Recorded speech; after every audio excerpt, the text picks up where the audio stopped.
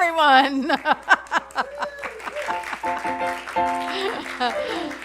A special welcome to you who are just joining us on live stream. We are here on a kind of snowy meadow morning in December, celebrating the holidays of all sorts during this month, and we're glad that you're joining us. We have a wonderful return of our drummer, Robin. She broke her knee a while back, and she's ready to play again, so that's cool. And special guest, Cheryl Hodge. And of course, the bass player that holds it all together, Eric. All right, so take it away, guys. All right.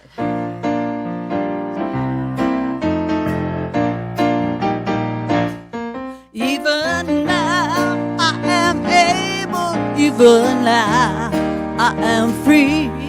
Even now, I can feel the Spirit washing over me. Even now, I can find the love in everyone I see. Come on. Even now,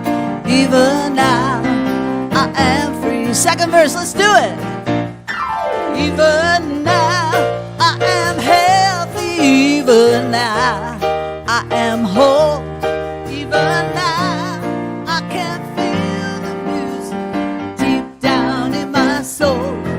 Even now, I can choose a path of peace and harmony. Even now, I am free. Even now, I am free.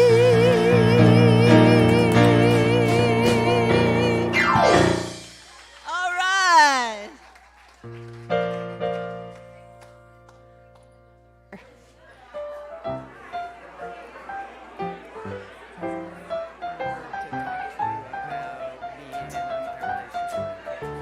Oh, okay.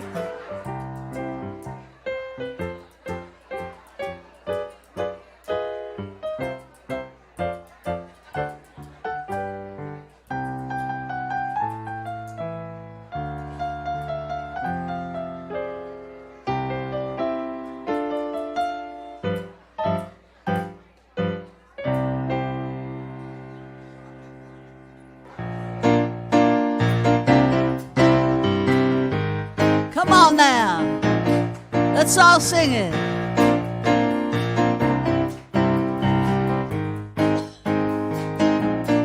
I'm in the right place at the right time. I am just where I'm supposed to be. I'm in the right place, come on now, the right time. I am just where I'm supposed to be. I'm in the right place at the right time. I am just where I'm supposed to be. I'm in the right place at the right time. I am just where I'm supposed to be. Oh, my soul is welcome here. Oh, my soul is welcome here. I am getting the message loud and clear. My soul is welcome.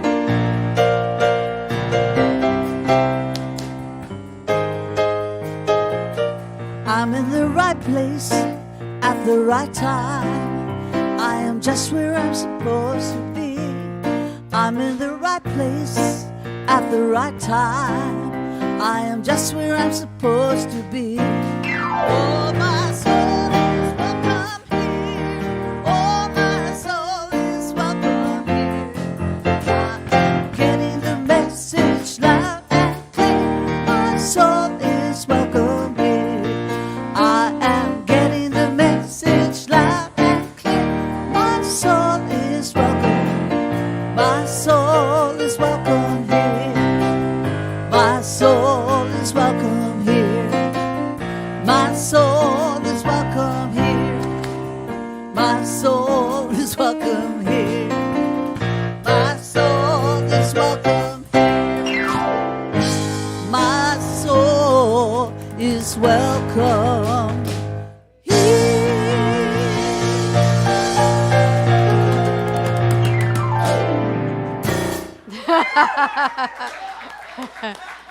Nice job.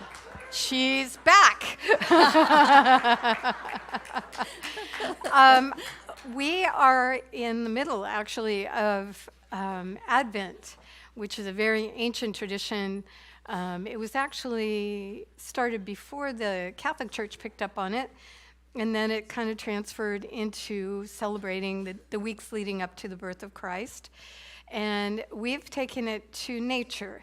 And so I would like, if there are children in the audience, if they would be willing to come up and help me with the altar. And I'm going to ask Kalish if you would be willing to go down and light the candles. So thank you for coming up. Uh-oh, what happened? Oh, I hope it was something super fun. So what we do is, this is the week of the plants. So Teacher Joe got all these plants, and maybe Lily, you would be willing to help. And we are going to put the plants anywhere you want, except in front of the candles, while I say the verses. So grab some greens and whatnot. Pretty good with crutches, jeez. Wow. There we go. Thank you. And I will say the verse, and it goes like this. Winter is dark, but every tiny spark brightens the way to the solstice day. The first week of Advent is the week of stones, a force that lives in seashells, in crystals, and in bones. The second week of Advent is the week of plants, plants that reach up to the sun and in the breezes dance. And I'd like all of us to think for a moment about the plants that are our most favorite and most nourishing as Kalish lights the candle. Not her favorite thing to do, and so she's really helping me out. There we go. Thank you. And we are going to sing to you, but if you are uncomfortable with that, feel free to just look at me, okay? You know the song? Wow. Is it, did she give you, are you going to do this a light? Okay, great, that'll work. Oh, here we go. Here we go, you know this one. 1, 2, 3, 4. Come on. This little light of mine, I'm gonna let it shine. This little light of mine, I'm gonna let it shine. This little light of mine, I'm gonna let it shine. Let it shine, let it shine, let it shine. Everywhere I go, I'm gonna let it shine. Oh yeah. Everywhere I go, I'm gonna let it shine. Everywhere I go, I'm gonna let it shine. Let it shine, let it shine, let it shine, let it shine, let it shine. Let it shine, let it shine.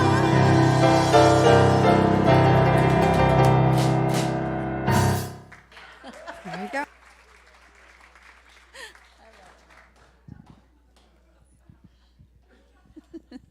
Good morning. I'm Kalish Leviel, and Wanda Maddox and I are your practitioners of the day to help you through this day. To help you through this day and to help you through every day, we have 7 in the morning prayers.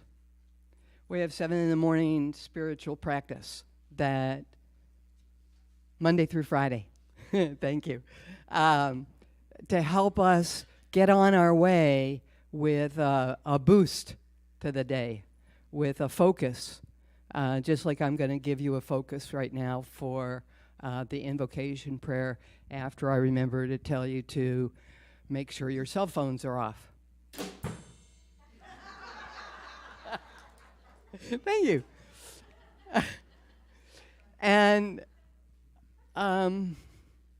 Know with me how perfectly grounded we all are, how present we are here in this moment as our light shines through all of CSL, through all of Bellingham, and through all of the world. We are here being present, being grounded, prepared to listen to the songs and listen to the messages, and prepared and willing to change. We thank you, sweet Spirit, and so it is. So it is.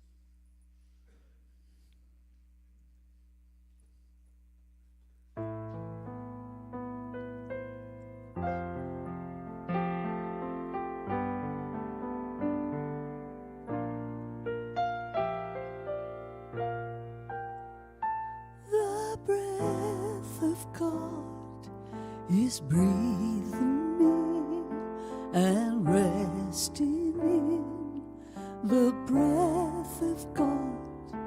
I know that all is well. The grace of God is gracing me and resting in the grace of God. I know that all. Sing along. The joy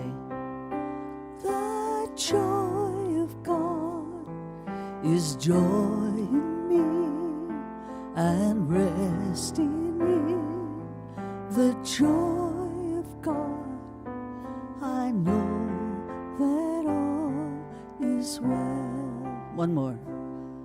The love of God is love in me and resting in the love of God. I know that all is well. I know that all is well.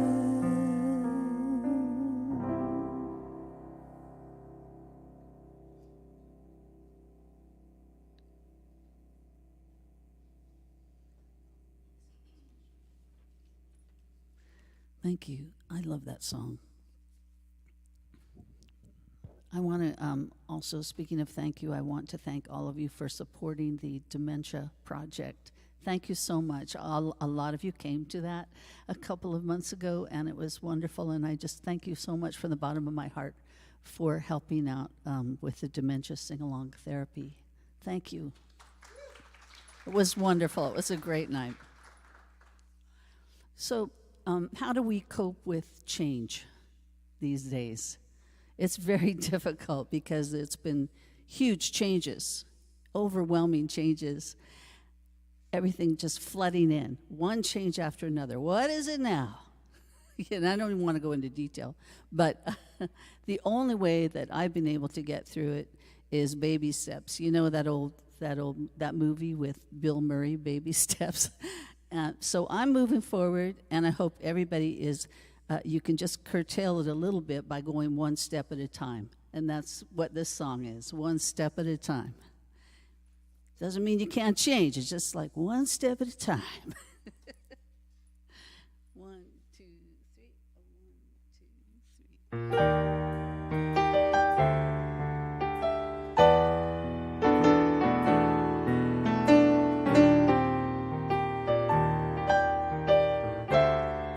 One step at a time,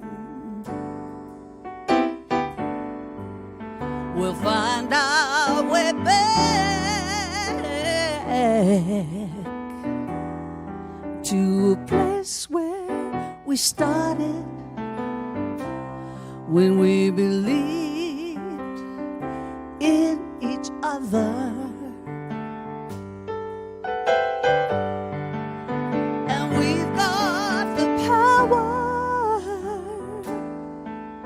Forgiveness and the strength to make a change, not pretend that these hard times can't go away. One day at a time, hour by hour, we'll work it together, hand in hand, arm in arm, side by side.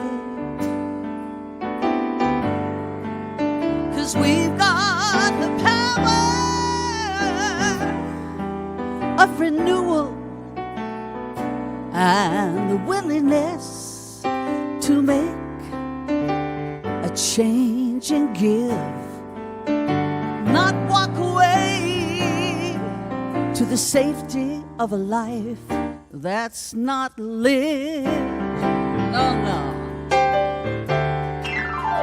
And then we won't fall down. We'll turn this world around. 1 hour, 1 day, 1 year,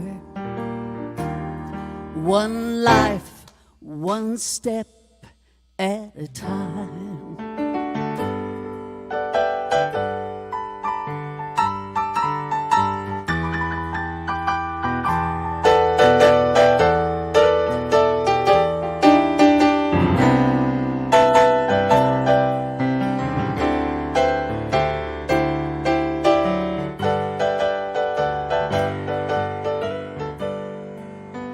We've got the power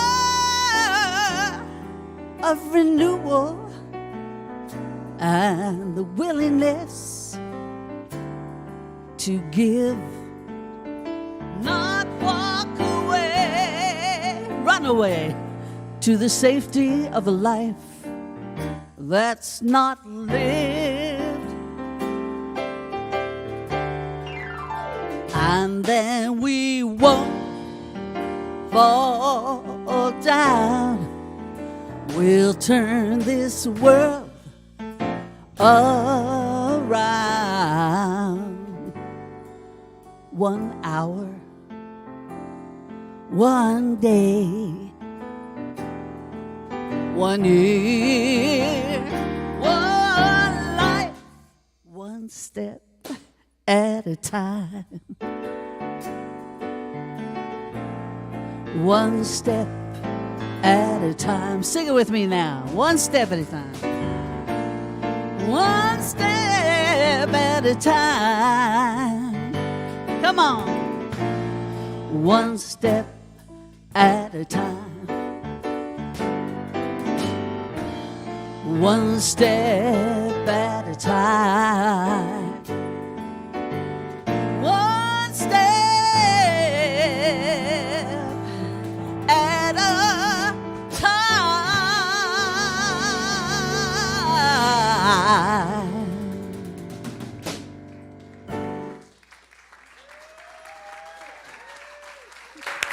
Thank you.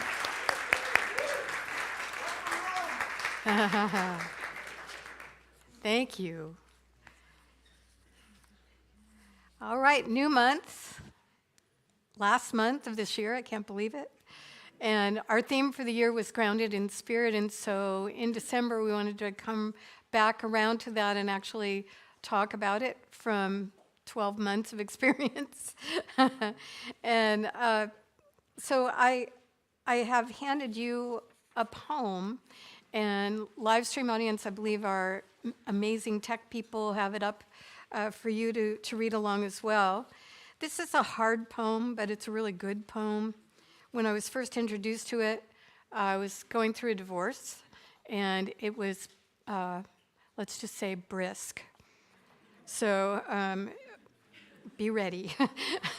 You may have heard it before because it's one of my favorites. It's called The Dakini Speaks. And a Dakini is like a goddess in the Hindu and Buddhist tradition. My friends, let's grow up. Let's stop pretending we don't know the deal here.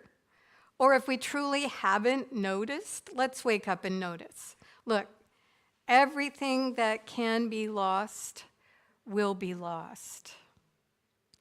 It's simple. How could we have missed it for so long? Let's grieve our losses fully like ripe human beings, but please, let's not be so shocked by them. Let's not act so betrayed. That was the line that got me. Let's not act so betrayed as though life had broken her secret promise to us. Impermanence is life's only promise to us. And she keeps it with ruthless impeccability. To a child, she seems cruel, but she is only wild. And her compassion exquisitely precise, brilliantly penetrating, luminous with truth. She strips away the unreal to show us the real. This is the true ride. Let's give ourselves to it. Let's stop making deals for a safe passage. There isn't one anyway, and the cost is too high. We are not children anymore. The true human adult gives everything for what cannot be lost. Let's dance the wild dance of no hope. Jennifer Wellward. I don't know if you know her work, but wow, she's amazing. So the line I pulled out for today is this line: the true human adult gives everything for what cannot be lost. Because as Cheryl mentioned and Kalish mentioned, the topic today is how to work with change. And change, as the poem so beautifully states, is here, and it will always be here for us. There will be times when things seem very steady and very, normal, and then all of a sudden, whoop, things will shift, and we have to readjust in some fashion. And it happens on every level. Little bitty, tiny changes. Someone that was at our work all of a sudden decides they don't like it anymore and leaves without even letting us say goodbye. To my Aunt Marion, the last of my father's generation, dying a few days before Thanksgiving. She was 91, you'd think I would expect, right? But it's still sad, it's still grievous. And so, the spectrum of change is with us. And as spiritual beings, having a human experience, how we orient ourselves, how we live in the midst of impermanence, matters at a deep level to our resiliency and to our sense of self. And the reason I say that is, I don't know about you, but for me, a couple of the big changes that I've been through, I didn't handle that well. Anybody else? Yeah, thank you. Hands, good. And fortunately for me, it was in younger years, and so I had the chance to adjust, to learn from that. And what I mean by I didn't handle it well is I went through what in change management terms is called the change process. So there are 4 stages, and I got stuck in the first 2. So the first thing that happens when a change happens is shock. The second is grief and anger, in my case, just anger. And then there's acceptance, and then there's commitment to the new reality. So that's sort of the broad brushstrokes of how we travel through any sort of change. And even little changes can be a little shock, kind of like accident. I've had a lot of static electricity this week, and so I'll reach for a light standing, ouch, those kind of shocks. But the bigger ones are the ones where we have the opportunity to practice spiritually. And that's what I really wanted to talk to you about. It works in all cases. But let's look at shock for a minute from the line, the true human adult gives everything for what cannot be lost. And I don't know what you think about that line, but I think it's a very powerful line for me, and I hope for you, to consider that what we actually have that's permanent is our core value, our core integrity, our core sense of truth and self. Thich Nhat Hanh used to call it true north, the place where we orient ourselves at the deepest level. And everyone has a slightly different true north, but most of the time it's made up of qualities that are eternal. They don't go anywhere. They're in the morphogenetic field of all sacred humans, and we have a particular orientation to some. So what do I mean by that? Things like integrity, truth, compassion, love, kindness. I could go on and on. You know these qualities. And everyone has a slightly different flavor that is their most valued sense of self. You know, like when you're in your best self, what's the quality? Love. What else? Generosity. Gratitude. Say that again. Gratitude. Power. And yes, and it goes on. Peace. All of it. And so that's what she's speaking to, I think, in terms of the true human adult gives everything for what cannot be lost. And what that means in terms of change is that even though we would really like to do things that are not in that true north place, when we are grounded in our spirit, we don't do those things. So in my early years, I didn't know that, and so I did do lots of things that were not in my deepest, truest nature. I lashed out. Anger was a part of my family, and it seemed normal, and so I lashed out, especially in the shock phase, because in the shock phase, there's not a lot available to it. She may have noticed that, you know, and this is the therapist, Andrea, talking now. So in shock, what happens is our brain just shuts down for a little bit. It depends on how big the shock. Sometimes it's just a matter of moments. Usually it's longer than that. And then sometimes it's for weeks and weeks and weeks. And in that shock phase, the good news and the bad news is we can't think very well. We're just in sort of a state of frozen. And in that state, the good news is we don't lash out usually. We're just sort of frozen. Bad news is sometimes we do lash out and we don't make any sense. You know, we're coming from a place that's not our truest nature. Eventually, shock fades into anger and grief. And that's the phase where we really have to watch ourselves. Because in that place, we can easily turn into victims of the change that happened. I'm sure none of you have done that. But I have, and I can tell you it's not pretty to be a victim. It leads to a lot of negative self-talk and a lot of negative talk about everybody else, and particularly whatever the circumstance is.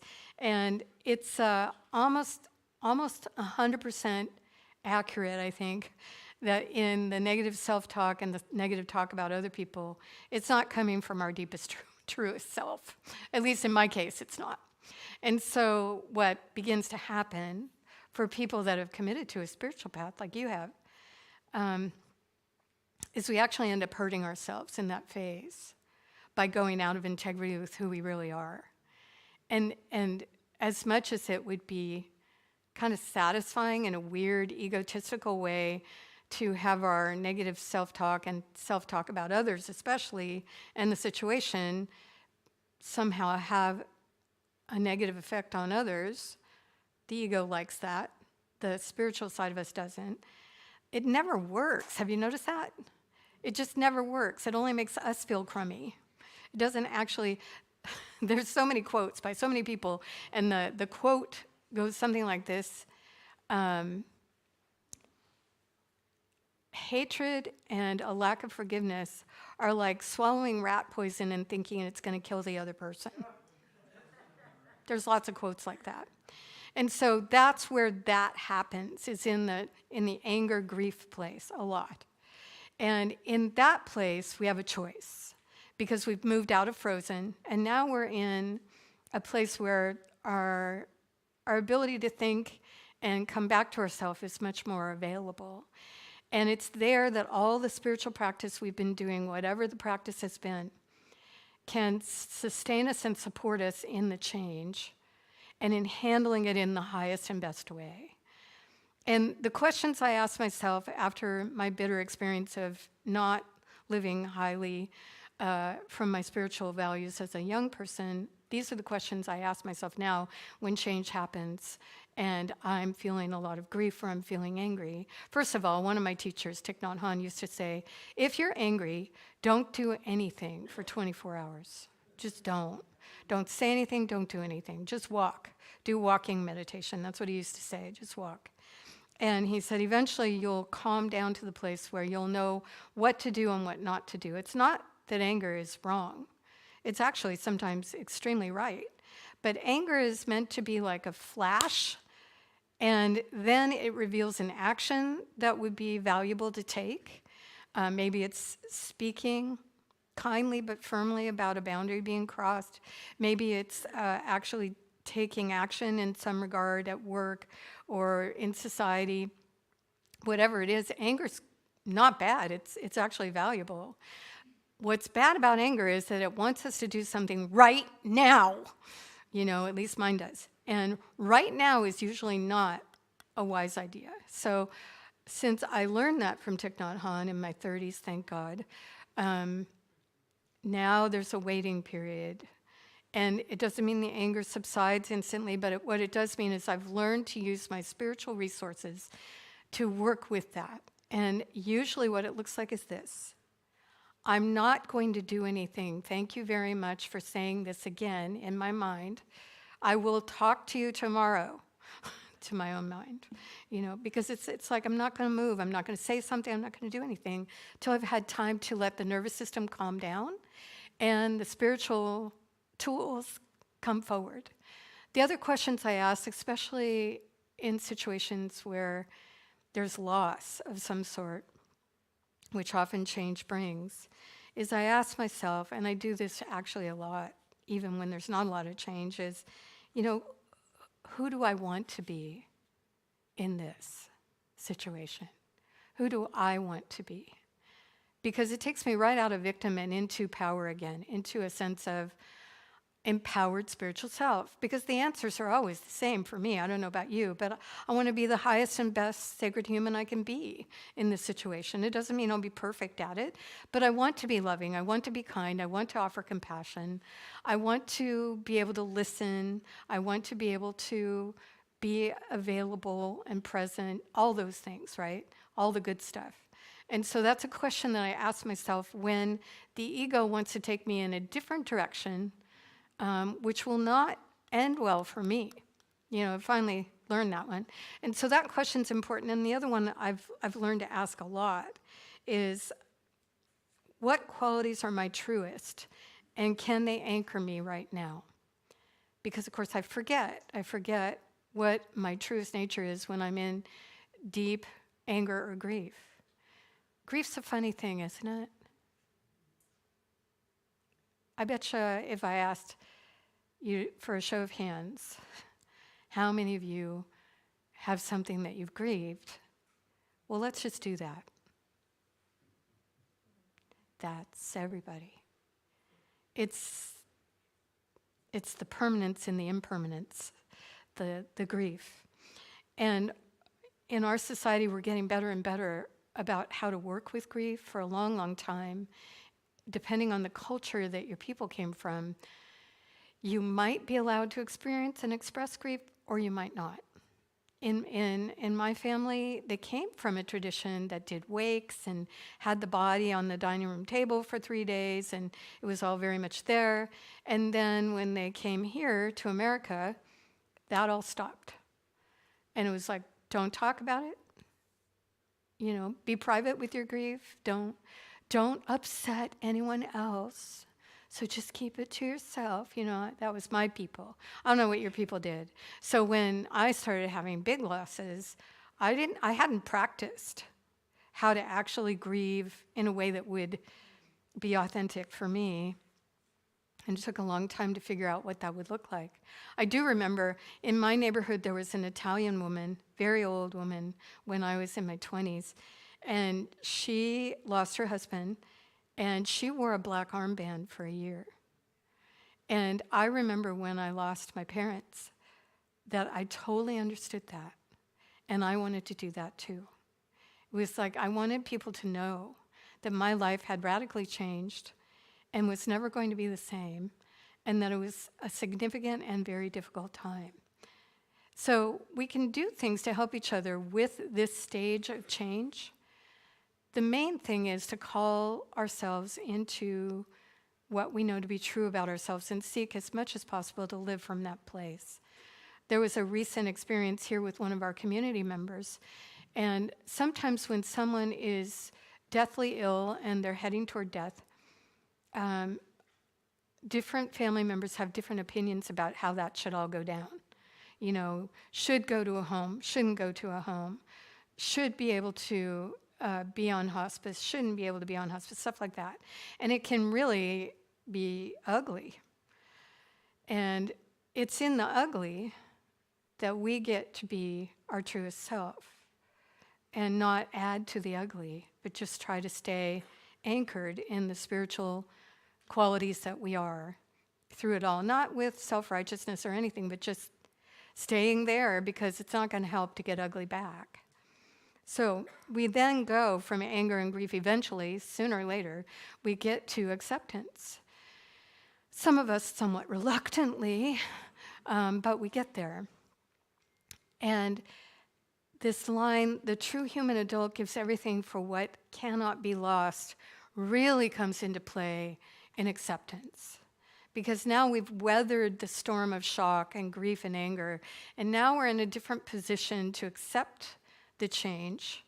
And in that acceptance, those shining qualities of ours have the opportunity to actually grease the wheels of being fully in acceptance and not doing yo-yo. You know, I accept, I don't accept, I accept, I don't accept, you know, which happens. And have you ever done a yo-yo? Well, I don't know about you, maybe you were really good at it, but I got yo-yos for Christmas a lot. And I would, you know, get it on my finger and I'd go 1, 2, tangle. Forever. End of yo-yo. They're somewhere in the landfill, somewhere. So we can get tangled even in acceptance, because if we're going back and forth between feeling this deep acceptance and then not, it's easy to sort of swing back to the other stages. So that's when these sterling qualities of ours are really powerful anchors. They ground us in who we want to be in the situation, even if we're not feeling it all the way. Doesn't mean that that's illegitimate to just not accept right away. Just means that working with our qualities, we can kind of not tangle ourselves in victimhood. And then the last one is commitment. That's when changes come to a kind of the phases of the moon are now full again, and we're in this full commitment to what's true now. If any of you have been through divorce, I bet you can remember exactly when that time began to happen, because it was like complete, you know, and inside yourself, you weren't feeling anything much except, you know, and in changes of work, changes of lifestyle, changes of all kinds, there is a point where we can get to a commitment to what is. This, of course, is the Zen approach to change, right? What is. Impermanence is the rule. I will seek to be a true human adult and live from the things that do not change. That's the commitment, really. So I hope this is helpful. For me, it's important as we move into this particular season of dark and cold and weird holidays. I mean, maybe they're not weird for you, but I have some weirdness around holidays sometimes. You know, they're just a lot. It's easy to feel some of the things that I was speaking about. And as we move with changes in everything, this kind of remembrance of there is a deep well of unchanging truth that you are. In the science of mind, what we actually think about this is that the soul that you are, that I am, is traveling through different incarnations. We don't necessarily say reincarnation or not, but we just believe that the soul is forever and ever ongoing and evolving. And so you took incarnation here, and you brought with you the qualities that you had developed up to that point of incarnation. You also brought with you the qualities that weren't quite developed. And each lifetime is an opportunity of evolution and growth. So the sterling qualities are there. It's just a matter of letting life shape them rather than moving with resistance. So I'll do a prayer for that, and we'll go into the rest of our day.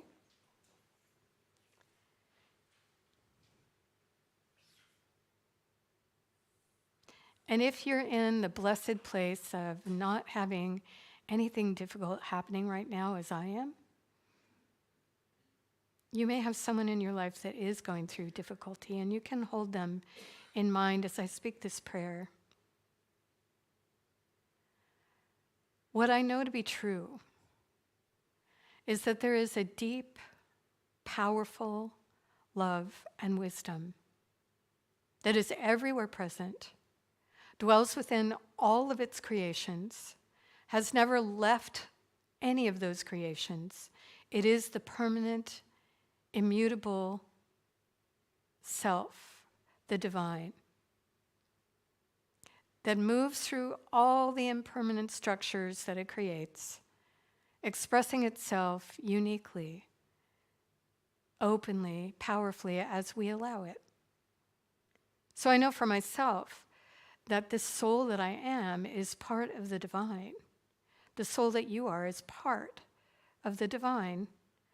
And the love and wisdom that it is available all the time through all of its creations. And it's up to me, in my experience, to say yes, to deepening that love and deepening the wisdom moving through me. And I do say yes today.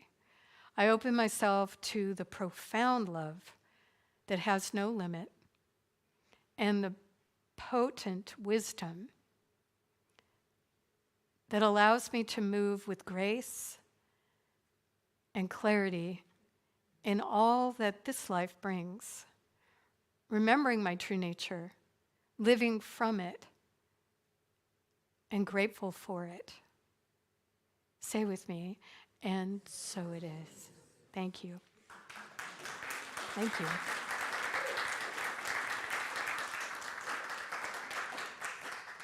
The clapping always makes me shy, but thank you.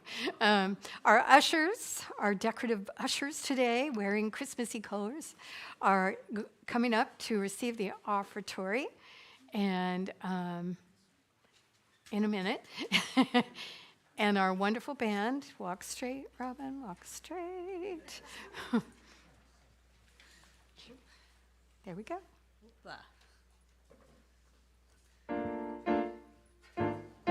Thank you in advance for any gift you can give.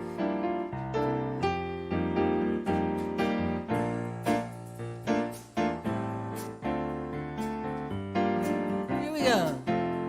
I just want to thank you for all you give to me. I just want to thank you. Your love has set me singing now. I just want to thank you for all you give to me. I just want to thank you. Your love has set me. Oh, I just want to thank you for all you give to me. Oh, I want to thank you. Your love has set me. One more time. I just want to thank you for all you give, for all you give, for all you give. Thank you. Your love has set me free. Your love has set me free. Oh yeah. Your love has set me free.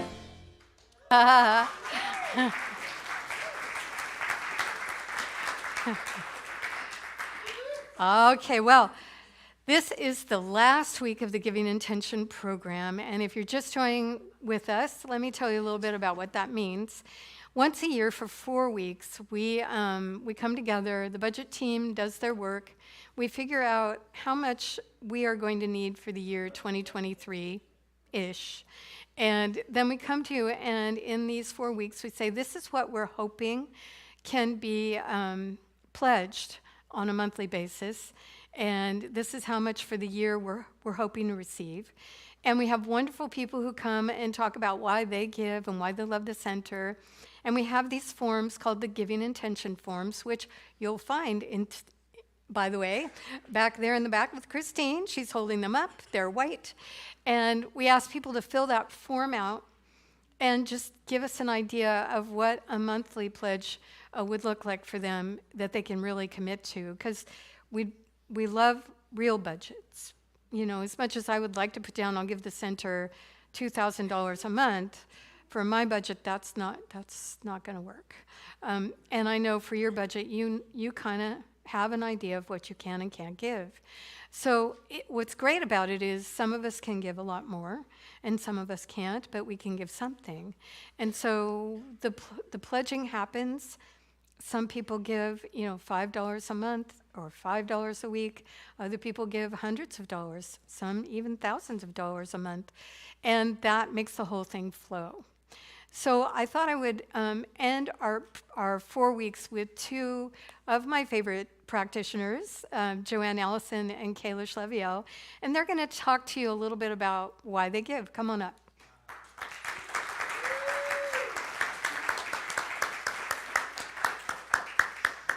I did an eeny, meeny, miny, mo, and Joanne's going first. We'll save the best for last. You can sit here. So, why do I like to give, and what do I like about CSL? It's one and the same. I like to give because I love CSL.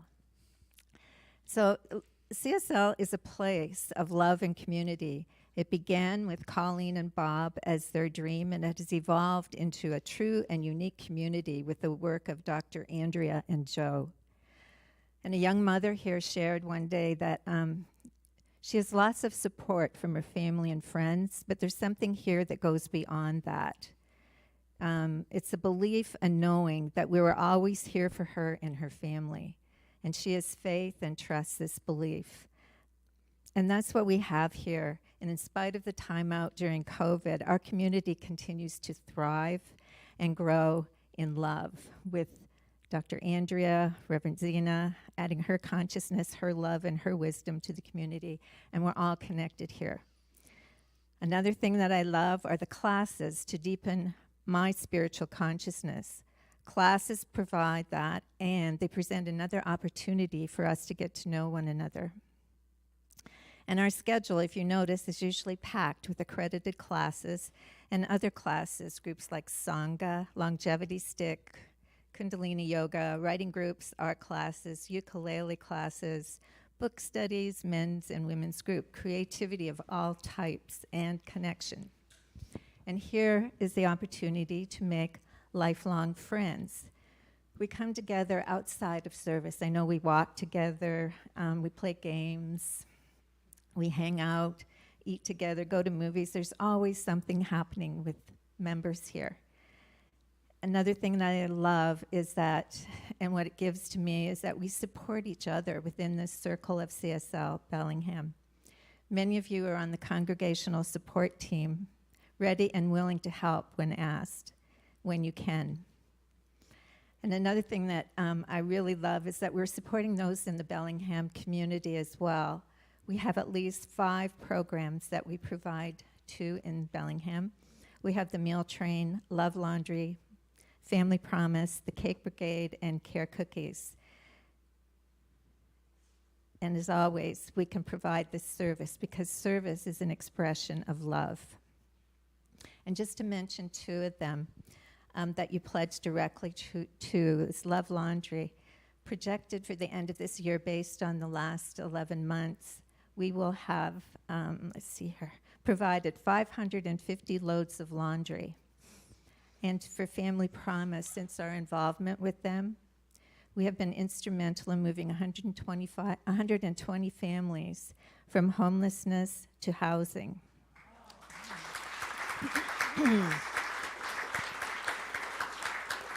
It's all of you. So what I'm saying is our community is rich in so many ways. It fills me up to think about all the possibilities yet to unfold. In a nutshell, CSL feeds my soul. That's why I give, because of all that is offered, the richness of love, connection, and community, because of all of you. And finally, we learn our spiritual practices here and we put them into action. And it's the principle of givingness that we practice, the law of giving and receiving.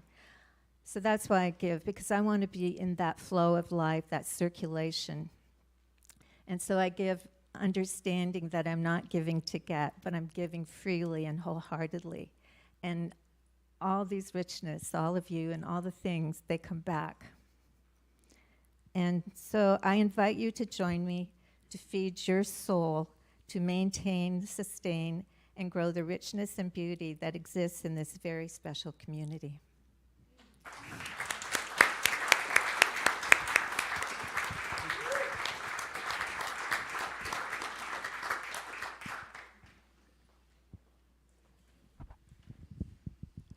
I asked to speak today because today is December 4th. And December 4th, 2022 is the day, if Judy were still alive, my spouse of almost 30 years, she would be turning 75. You see, I was very fortunate growing up in a traditional Jewish home where we had it's called a tzedakah box. And I was taught that it was charity that I would put in my dimes or quarters to give to people less fortunate. So I was taught at an early age to give to the synagogue that I went to and to give to the synagogue that I didn't go to. Thank you. We rehearsed that only 3 times. So. Not to go on with the Hebrew or anything else. The reason it's relevant that Judy was in my life is she taught me, instead of just the dimes and quarters, she taught me, Dr. Andrea taught me, and Mary Morrissey taught me through Prosperity Plus, that there's a term that she would use, is being a person of increase. And so I have been living my life, particularly since 2018, since Judy passed, of being more of a person of increase. Because what difference can I make in the world? 1 out of 8 billion people? The difference I can make is by being a person of increase. And so I know Claire is going to help me remember that I just received a $200 increase in my Social Security, so I get to give more money to CSL, and I'm really excited about that. Thank you.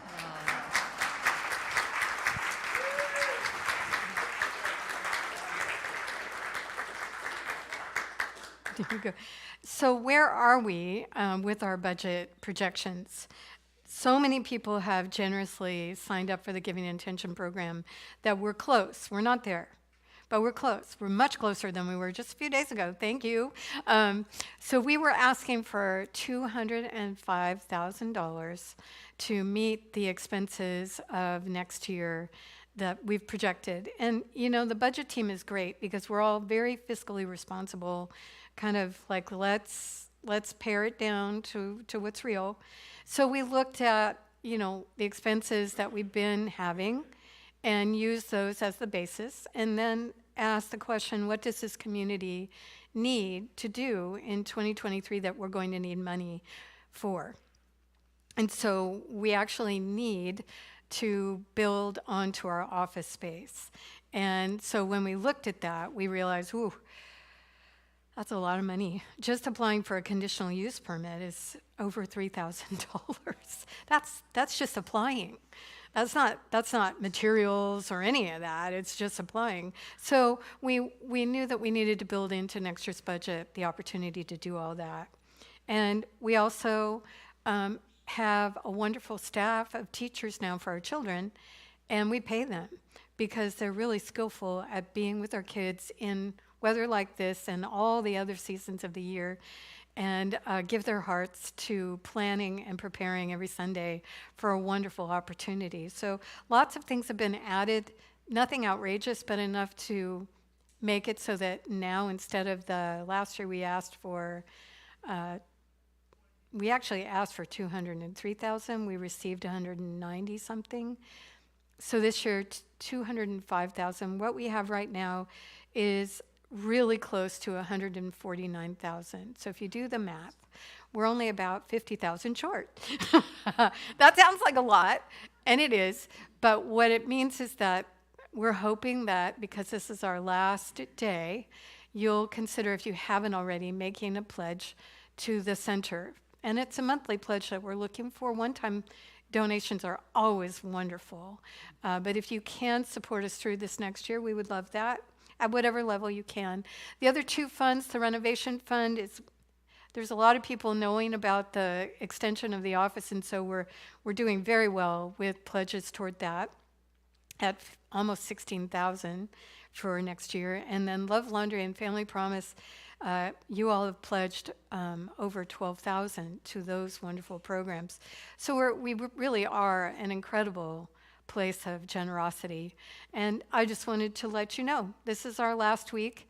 We really appreciate it if you've been thinking about it, and especially live stream audience, we're talking to you too. If you listen on a regular basis, we'd love your support as well. I know you get pitches from everybody, because I do.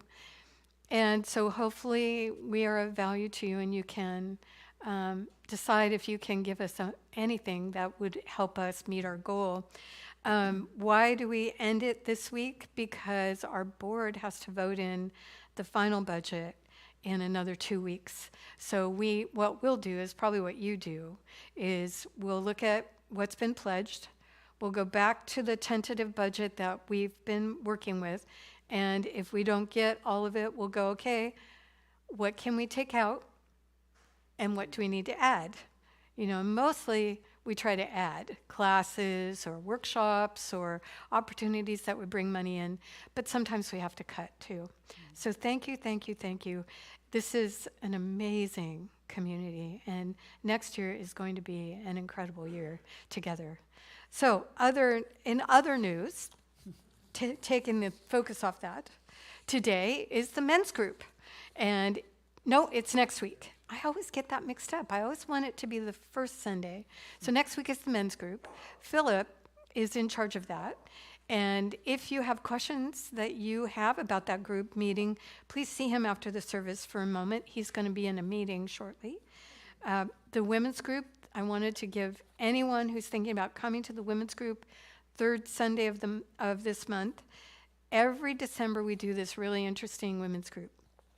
We ask you to look at the things in your home that you have loved dearly, that are beautiful, but you're either not wearing them anymore, or they're a piece of art that you look at it and you go, yeah, just not moving me anymore, or anything, a book, anything. And don't wrap it, but bring it to the women's group, because that women's group this December is a gift exchange. And so we exchange beautiful things that we just, for whatever reason, like I have a pair of earrings that I'm probably going to bring because they're beautiful. They were really expensive. I never wear them. You know what I'm saying? So that's women's group this coming third Sunday. We also have a couple of things I don't want to talk a lot about. I will next week. But every year we do a solstice service on winter solstice, which is December 21st. How many of you are in the choir that are here today? Oh, a couple of you.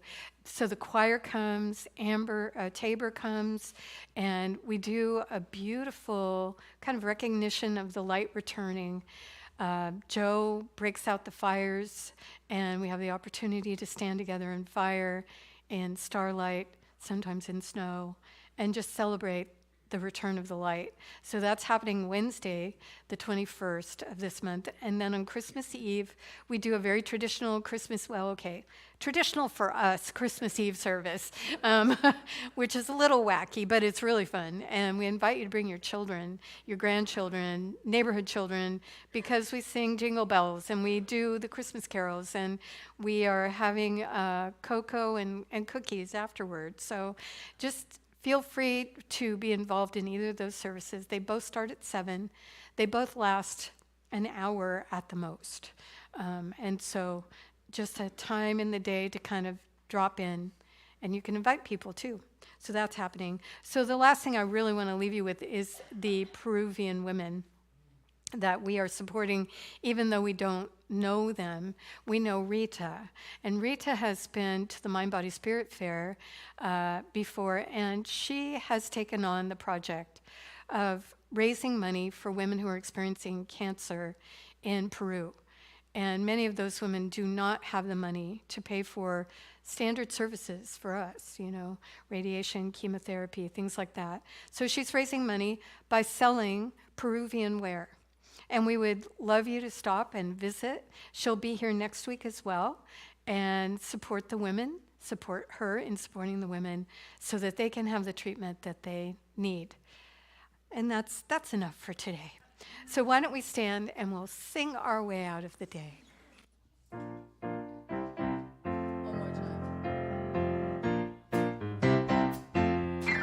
I see joy, I see peace, I see goodness surrounding me. I see love in every breath I breathe. I see God in everything. I see happiness, I see freedom. I see the beauty that lives in me. I see perfection in what life brings. I see God in everything.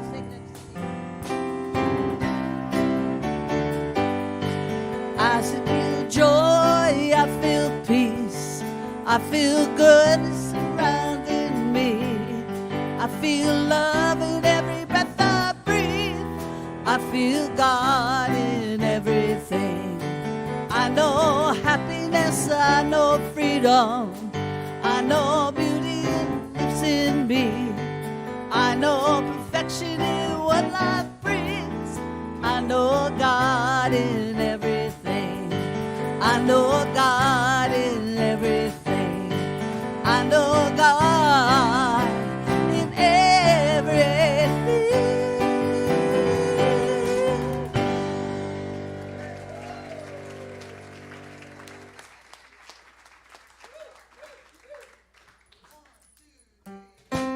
Thanks, everybody.